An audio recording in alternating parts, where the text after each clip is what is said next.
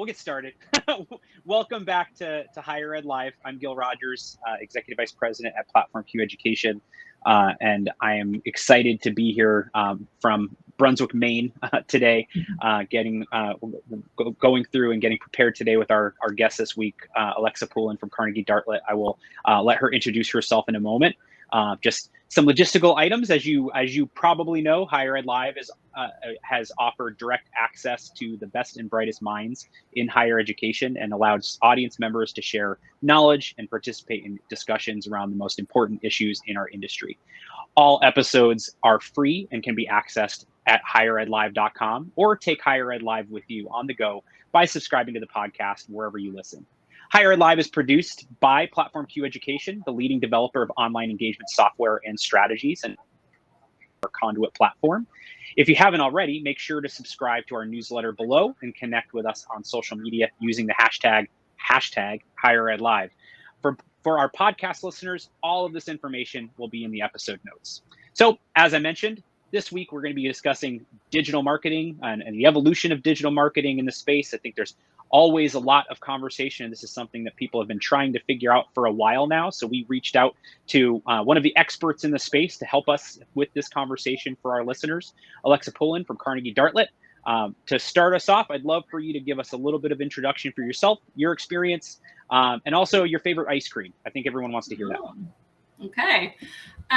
So thanks for having me here, Gil. I'm really excited to have this chat with you. As you mentioned, I'm Alexa Poulin. I am the EVP of Digital Operations at Carnegie Dartlet.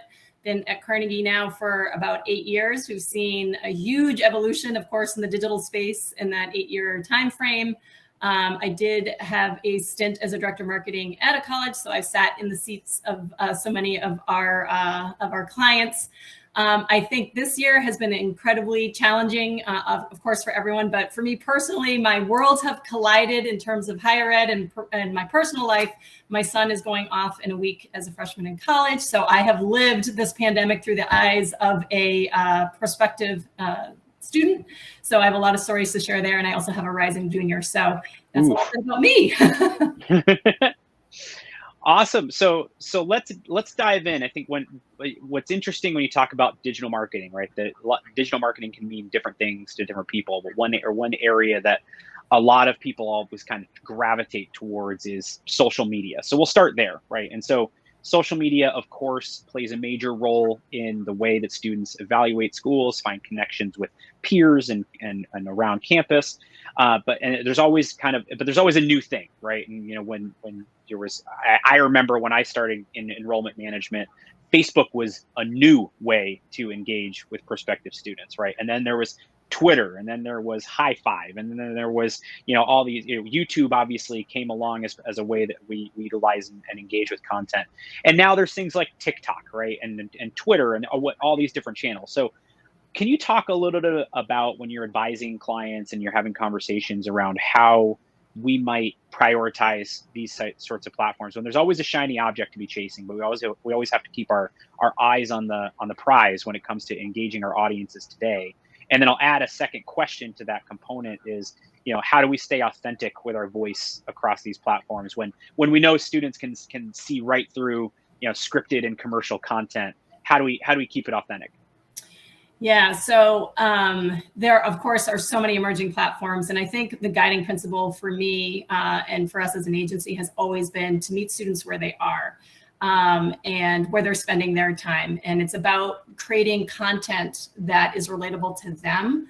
I think one of the challenges for institutions is that they want to be in places where maybe their provost is or stakeholders on campus are, and create content that's going to be accepted or liked by people who are not actually the end buyer. And so I think we end up creating or curating content that appeases stakeholders maybe on campus and not really keeping the student in mind. So yes, if the student's on TikTok, and we know that they are, TikTok reported, I think they're going to hit 1 billion users this year or something to that effect. And we know that we have so many especially at the undergrad level, Gen Z prospective students spending their time there. Yeah, we should be on there. We should be trying it out. So that would be the first piece of it, is just as the guiding light, if you will, is just being on the platforms where we know our students are spending their time. And then the second question or conversation around authenticity, I mean, this is a tricky one for schools. The first thing that I would say for institutions is that they have to do the hard work to discover and uncover what is their authentic story before they go out to try to tell it. Because the students can see right through that. And, you know, the threes and trees isn't going to work for these students anymore. They want to really know. Students resonate when they can look at an institution and that feels relatable and feels like home to them. So, you know, figuring out who you are authentically as an institution and doing that hard work is the first place to start. Yeah, I agree with you. I think that one of the things that we've seen over the past year, you know, in the work that we do with virtual engagement and virtual content is exactly that point. You know, there's that difference between the content that's for the president or for the dean because that's the content they like to see, right? And so that's, you know, the billboard off the highway, right? If we go to a more traditional approach with recruitment or legacy approach or whatever you want to call it, who's the billboard off the highway for? Is that for the students that you're trying to attract who are looking down at their phones while their parents are driving them places? Or is it for the faculty members and the president to see as they exit the highway on their way to campus, right? And so the same kind of concept goes with virtual content and digital marketing content, right? Is that message needs to resonate for your audience, not for the stakeholders on campus that think they know what the students want to hear. And that's the challenge, right? Is shuffling those strategic priorities. Do you do a virtual tour showcasing buildings, or do you do a virtual content series showcasing people, right? And so presidents like to point to virtual tours and say, this is a great place. We look at this great place. But really, we need to think about the voices that we're representing around campus, that we're engaging with our audiences. And so to that point, you know, the voices that we're engaging across campuses, let's talk about, you know, influencer-based marketing for a moment. You know, so looking at, you know, should institutions be looking at influencers? You know, given, you know, you said it, you've been through this process as a family going through it and are still going through it. You know, given the tough year and a half that majority of families have faced, how do institutions build campaigns that show the value of higher education and really get that personality across when we're building these campaigns? Yeah, so the influencer story, I actually have a great story around this, but in short, I do think there is a place for higher ed to very much tap into influencers, and it may not have to be, you know, like the celebrity influencer, but just people, alumni, students that are your natural and organic evangelists. Tap into that because there's so many. I mean, you know, you can't see behind me, but all over the place. I went to University of Wisconsin, and you know, I've got Bucky everywhere. So like, you know, I'm an evangelist, and so tap into that excitement with your campus, you know, community, if you will. And a really interesting story that really plays into this, literally very timely, happened about 2 weeks ago. My rising junior, he's a junior in high school.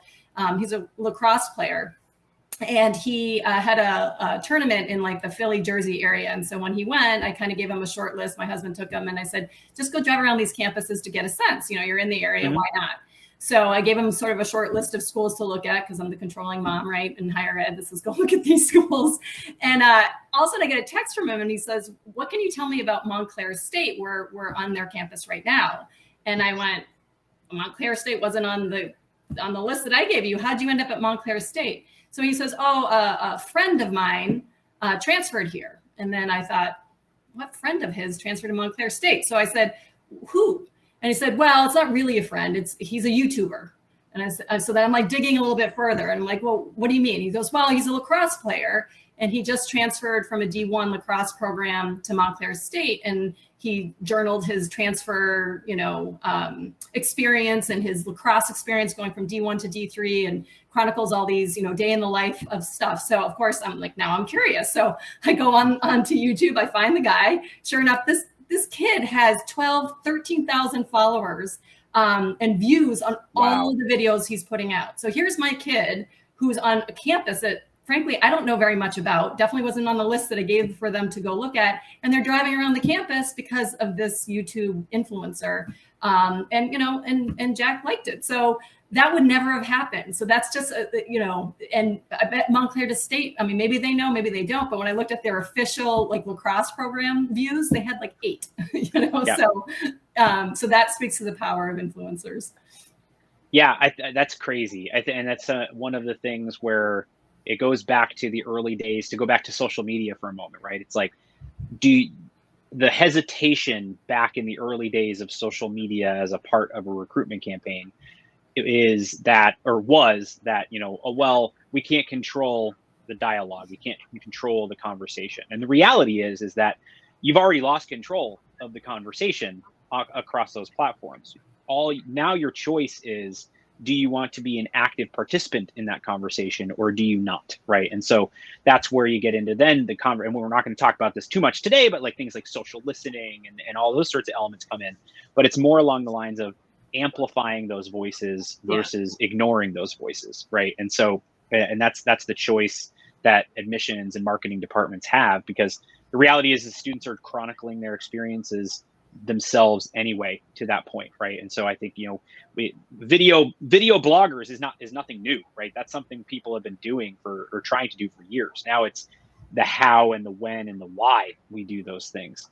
And so thinking about the content piece, right? Some of this goes with advertising, some of it just goes with content availability.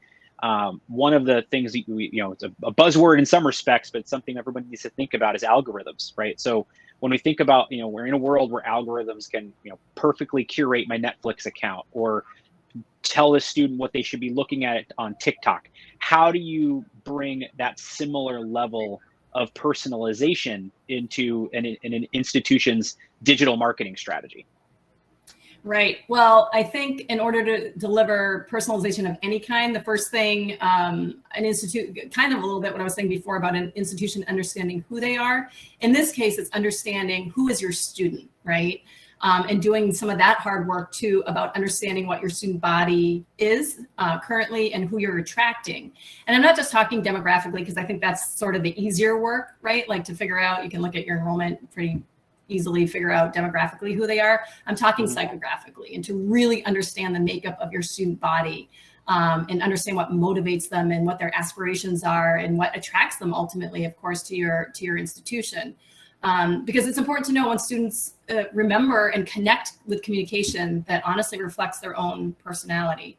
So I think there's some hard work there. We do some of this work at Carnegie, and we utilize a database of 250 million people. And we can marry up that enrollment data with lifestyle variables to create these personas or create these, personality clusters, if you will. Because once you do that and you really understand who your student is, then you can start segmenting your communication to them based on those different persona types. So I think that's something that institutions probably need to embrace to bring that level of personalization. To be able to do that, you have to understand who they are. Yeah. So I'll just throw a follow-up question onto there. Is the challenge that a lot of admissions professionals have is that personalization at scale, right? Is how do we, we have a hard enough time building an email comm track or a letter campaign that the level of personalization is dear first name, right? That's the most impactful piece. And speaking to how Carnegie supports clients in this way, what are some things that they can do to tactically personalize some of these processes in a way that it's able to be done across their entire pool versus just trying to prop these things up, right? Right. Because it can be a little bit of a challenge.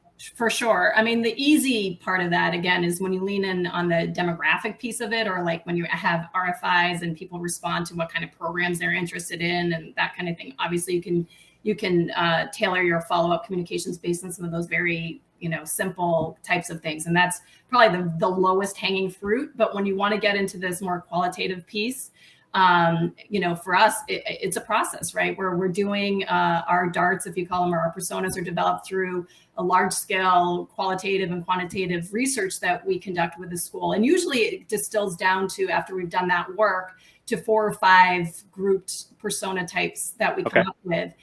So once the output of that is not so overwhelming, because it's not like you're, I think when you start to sliver to hundreds of different types of personas, it does not become scalable. But at the end of the day, what we found through our research is that really the kinds of students that end up at your institution and on your campus really can be bucketed into 4 or 5 different persona types. And then it's about tagging those kinds of students on your lists, and being able to communicate to them in a way that's relatable to them. And to my point before, students do connect with communication that reflects their own inner personality, and to try to get some of that there. And we can do it pretty readily through digital marketing as well.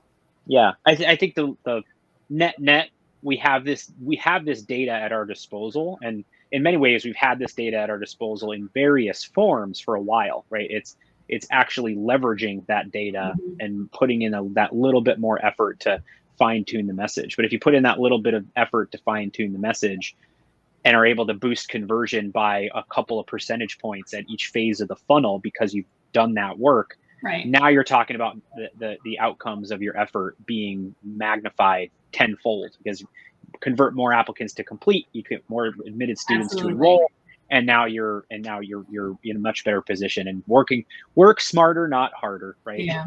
And that, I mean, that's the challenge for two of the points that we've been talking about, is that it is hard work, right? To understand who you are as an institution authentically, to understand who your student body is and be able to message to them authentically and put them into these persona groups or whatever. It can't be done overnight. Like it does require work. But once it's done, to your point, it pays off in spades. Absolutely. And we'll throw some links in the bottom for folks to catch up on some of Carnegie's research and resources on this area. So if you're interested, click the links below, and we'll get you connected with that content for sure. So so switching gears a little bit, prior to clicking start, we were talking about COVID, we're talking about travel. There's a lot of unknowns right now surrounding the pandemic and what the year is going to look like. And by the time this episode hits, it's going to be mid to late September, right? And so we are in mid-late September. So we're going to ask for some predictions of the future, which will be the present at the moment, right? So what are some of the things we would, from a communications standpoint, we've seen over the past 18 months, there's been gaps in communication strategies for colleges and universities. What should we be doing to fill those gaps? Is it more video content? Is it more frequent communication? Is it, what are some of the things that going through this experience as a parent recently, what are some of the things you'd like to see more of from institutions to support students during this time of uncertainty? I guess, I could really sum this question up in one word, which is transparency, right? Like, I feel like obviously it was a chaotic time and continues to be, and everything changes literally daily. So schools are in a very difficult situation in terms of like day-to-day things can shift. I think communication and clear communication and frequent communication is also so important, both because now I'm getting it through the lens of being a freshman parent, right? And trying to understand, like, okay, he has to wear a mask. What's the vaccination policy? Like things like that. What's the quarantine policy? And digging for that information can be really challenging. And so I'd rather have that communication, upfront and super transparent. Then similarly, from a perspective standpoint, you're looking for that kind of information. Like, what are their opening plans? So I'm putting myself into 4, 5, 6 months ago shoes. Like, are they planning on opening in September? And even if they just have a stake in the ground, understanding, I think we all know that stake in the ground is a moving target because things are changing. We can't control. But just in that moment in time, having a perspective or a stance of, what your policy is, what your, your thoughts are around certain things would be so helpful. Some schools are doing this really, really, really well, and they have a COVID dedicated page and whatnot. And other schools, you're digging for the information and you may never find it. You try to email, you don't get answers. And it's really frustrating as a parent and as a prospective student. So the more communication, the more clear communication and transparency, the better. Even if it's something you're afraid that, parents don't want to see. At least I know this is what it is. And then I can decide whether, that's going to work for me or not. Yeah, I think that's what's hard is, forever, the job of the admissions department has been to put the positive spin on things and make sure that everything's positioned in a positive way. This is something that's not always positive, and it's hard to talk about. And so, it was Jay Murray at Western Connecticut a year ago said that, they're getting a crash course in crisis communications as admissions officers, right? And so crisis communications is about being honest and transparent, not putting the positive spin on every piece, right? That's right. Yeah. So to put put a thought on the messaging piece, let's go back to the the voice of the student, right? So let's imagine we're in a world we're not addressing COVID. We're just speaking about the institution again, and we're talking about how to experiencing life on campus and all those sorts of elements that we fit into our campaign. How do institutions create an authentic voice through their digital voice when traditionally there's been a prioritization of maintaining, a storied image or kind of scripting and, those sorts of things. So in other words, how do we establish this mix between fun and engaging for younger generations and younger audiences while also not losing the traditional voice or losing the personality of the institution or the legacy of the institution? And why is that balance important? Right. Definitely a difficult challenge for institutions for sure, facing the balance between keeping it fun, engaging, but again, being authentic. I think another piece that really further complicates this is simply getting and capturing Gen Z's attention in the first place, right? This generation, they're on multiple screens and multiple distractions. So that's a challenge in and of itself. Also a generation that's the all about me generation. And as we were talking about, they're used to having everything hyper personalized and customized. And this is true down to the ads they receive. They are used to getting ads that are related to their interests. They're used to getting ads based on things that they've searched in the past. And frankly, they know how this works. So I said it before, but again, it's all about meeting students where they are and delivering messaging or messages or creative that's going to resonate with them. So things, of course, that come to mind for me always will be video, rich media. This is a student population or a prospective population that watches videos for literally everything, both from a learning standpoint and entertainment standpoint. Yep. And so creating those videos to be sound bites for them to gravitate towards. And I think it has to be relatable. I mean, I don't know how to overemphasize that and not being over curated. And I know so many institutions are going out and you hire, your videographer and you want to tell this perfect story and the threes and the trees and all of that. But at the end of the day, think about Instagram stories and TikToks and they just want to see real students. And if the real students are wearing masks in a class, and that's where we are today, as of August 11th or when this airs in September, then show it. It's okay. And again, you just made the point, and I think it's a really valid point, Gil, that the institutions want to always put out this positive spin on everything. These students just want to say what will it really be like for me to be a student on your campus?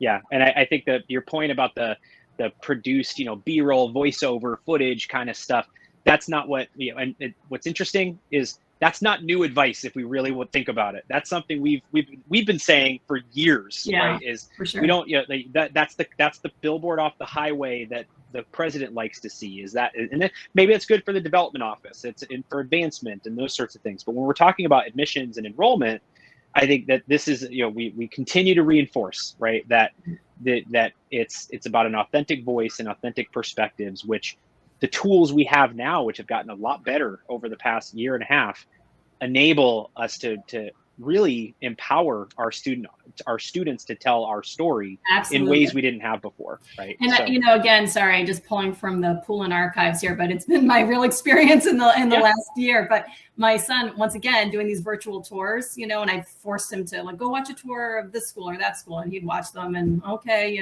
and then he'd look at the dorms, okay, and then he finally committed. And then all of a sudden I told him, I said, there's YouTube videos out there so you can see the authentic, the real thing. He didn't do any of that. Well, then once he committed, all of a sudden he comes to me and he's like, oh my gosh, Mom, there's so many YouTube videos about the dorm of the school he's going to. And he's like, I got to be able to see, and I know which dorm, which now that I'm more interested in. I'm like, yeah, that was available for you, back when he was telling you to do that. And you were rolling your eyes and you watched the virtual tours or the CAN tours and you were unimpressed. But that's where you're going to get the authentic perspective of an institution. Yeah, it's about the right content at the right time with the right message from the right sender, right? And I always say that's a lot of rights to get right, but that's part of why you work with a company like Carnegie or with Platform Q, or you have a really good in-house marketing team that does some of these things, right? Is you have to get out of your own head and stop building content for yourself and start building it for the audience, right? And that's where putting a webcam in front of a student panel can be significantly more effective than trying to fly your counselors all over the country to do ballroom presentations to admitted students, right? And so, so thank you so much for your insights and your expertise on these topics. We have a ton of respect for the work that you and Carnegie do to support colleges and universities. For our listeners, how can people get in touch with you and stay in contact with you and Carnegie after listening to this amazing episode today? Well, they're welcome to reach out to me directly at apoolin@carnegiedartlet.com. We also have an info at email address, carnegiedartlet.com. However you want, we'll be happy to chat. Awesome. Appreciate your time, Alexa, and good luck with the next round of the college search cycle. Listen, I have to get through college drop-off first, and then I'll put my head there. Fair enough. Keep your eye on the prize. Right content at the right time. Awesome. Well, thank you all so much, and we will see you next time on Higher Ed Live.